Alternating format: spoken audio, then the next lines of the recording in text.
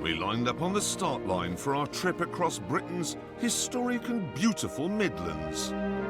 I've never looked forward to a journey more.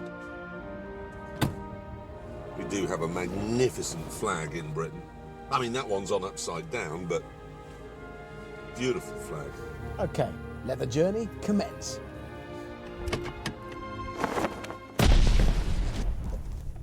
Oh, Lord.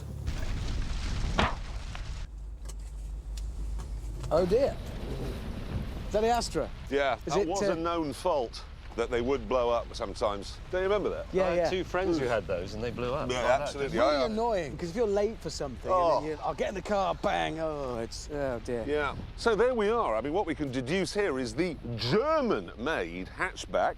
The German-made hatchback has exploded, and all the British-made sports cars are working perfectly.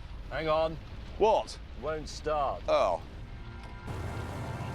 In a jiffy, though, we got the fabulous TVR going again and set off.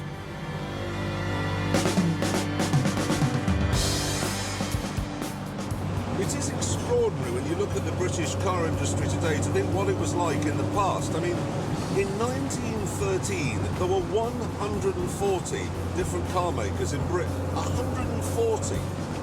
In 1946, we exported 98,000 cars and imported 63.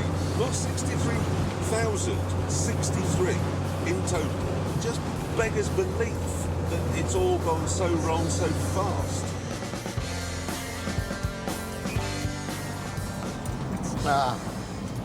Yeah, that's one of the clips that holds the roof on at the front, fallen off.